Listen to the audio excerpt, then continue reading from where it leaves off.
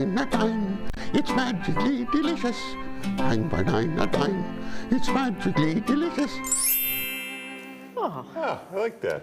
Short and sweet. Number 9, on the Twitter or X, some people who are not boomers were sharing their boomer complaints. Here are a few good ones. Bring back CD players in cars. Car headlights are too bright. 9 p.m. is too late to go out. I'm saying that now. Yeah, bring back the headphone jack. who is this guy? Is he our random boomer in the file video? He looks perfectly happy. Number 8, if you've got a bar cart in your home, chances are you're a millennial or older. If you've got a coffee station in your house, chances are you're Gen Z or younger. According to trend experts, coffee stations are the it thing right now. They're designating an area of their home for fancy coffee makers, sugars, syrups, and cute little mugs. And there's a reason for that. People are looking to save money, so they like to make their own fancy coffee drinks at home. Others are just cutting back on alcohol consumption. That's not what I hear from my Gen Z daughters in college. I don't know. I mean, it's college. All right, number 7. Did you know there was a connection between Angela Lansbury and Charles Manson? You know her from Murder, She Wrote. And that, all right, let's go this deep dive.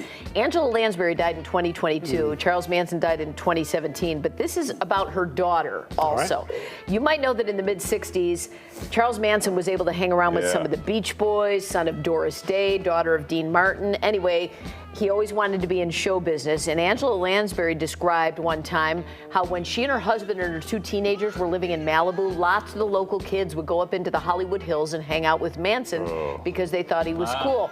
Lansbury's kids, Anthony and Deirdre Shaw, were among them. Lansbury says that her kids started with pot but ended up even trying heroin with this crowd. To make it worse, her daughter was letting Manson use her credit card. Anyway, once Angela and her husband found out about all this, they had had enough. She put acting on hold. They packed up the house. They all moved to Ireland, and it worked. She says the kids stopped with their acting out. The son became a director of TV shows in Hollywood. Her daughter ended up getting married, opening a restaurant, and Lansbury says it was the simplicity of life in Ireland that saved them. Good for her. Good for her. Yeah. That's awesome. All right, number 6, the London home of prima ballerina Margot Fonteyn is on the market. It is a 6-bedroom house that has been recently refurbished. It's 16,000 square feet with all sorts of over-the-top amenities. There's a 50-foot indoor swimming pool made of travertine marble. An entire floor on the lower level is a fully functional spa, complete with backlit sauna and steam rooms. There's a terrace with an outdoor screen to watch movies, al fresco.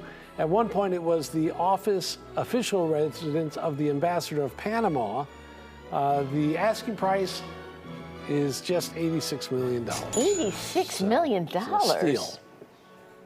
Did I miss something? It's in London. That's all I'm looking at. I don't know.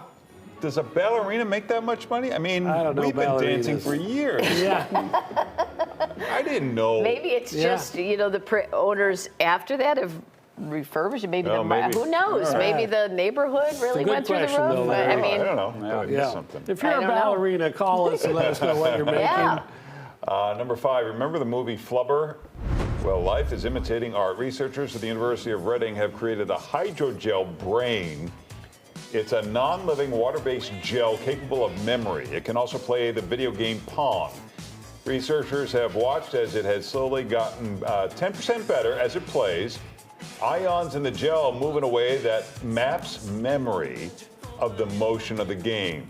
Researchers say this could be a breakthrough for AI. Is that what happened in Flubber? That was like a Jerry Lewis movie and then a Robin Williams movie. Do you remember, Mike? I do. Was it Fred McMurray was the Fred McMurray. Nutty Professor, or whatever. Maybe Whatever the Flubber. guy's name So was. the gel comes to life? Is that guess. I don't remember. Yeah. I remember seeing it. All right. All right, number 4, time for another game of What's This Thing Called? Oh. That's We'll easy. tell you what it is first. Oh, yeah. It's the metal thing people use to measure your feet at the shoe store. I never knew the name of it, though. It's No. known as the Bannock device. Ah, It was invented by Charles Bannock in 1927. He was, of course, looking to improve on the old Ritz stick, What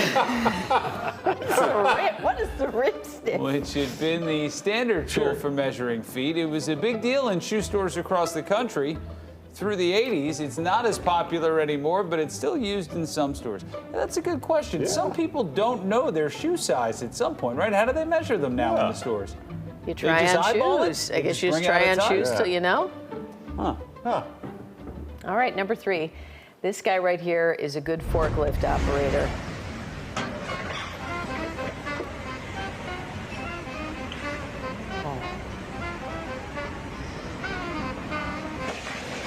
What? that's going to bruise a banana there. He wants. This is a guy who is there to work, get his job done, and go home, and because he knows what he Yep. has to do, and gets it done.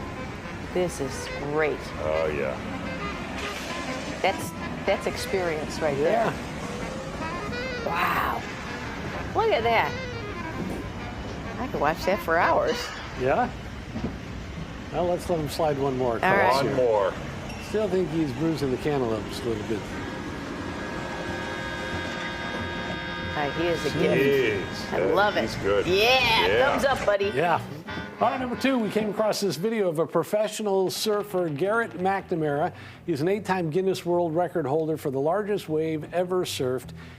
Here he is on the Surf Channel describing his experience surfing a 100-foot wave in Portugal. I knew it was going to be the Whoa. biggest wave I ever rode, and I knew what I was getting myself into. I've been preparing for it for years. It's Look just at a, that thing. the eighth wonder of the world. When it comes to big waves, I found the Holy Grail. Sometimes I look at it and go, Oh, God. it's not that big at all, and then other times I look at it and go, Oh, wow. my. Oh my. That's insane. When you're in the water looking at this wave, it's a lot bigger than it has been photographed. Yeah. The main part of the wave where it was really big, you can't even see it. The picture that went around the world, that was the end of the wave when it was kicking out. It's half as big as what it was in the beginning. It's really weird because it took off and kind of was trying to find where it was going to break, and it broke right at the top.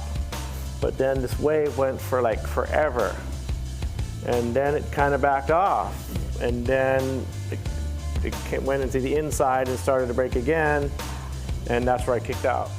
When I'm in the ocean, I really am totally comfortable, and when you're riding waves or in any situation in life, if you're in the moment, then you're really connected to what's going on. And I usually just deal with the situations as they come and actually really enjoy the situations, whether it's getting sucked over by an 80-foot wave or going in to pick up my friend in a really dangerous spot.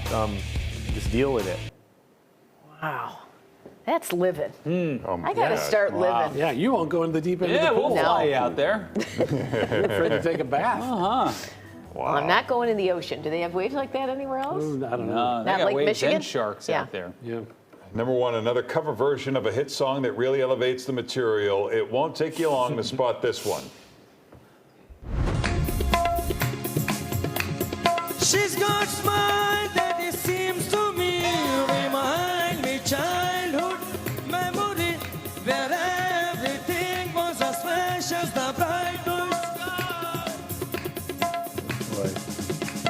Now and then when I see her face, she takes me back to that special place. And if I stay too long, I probably break down and cry. Here we go. Ah, sweet child of mine. There we go, huh?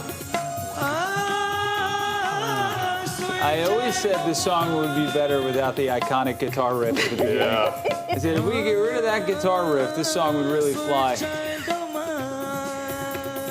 Wow. Boy, you know your material has legs when it makes its Yeah. way to all different covers, doesn't it? Man. Oh, that is a 9 at 9. How about the second verse? I don't know if he knows there's a second verse. Here we go. Oh, no. Dine. Sorry, It's he fine. interrupted. Delicious. All right, here's what's happening with our weather.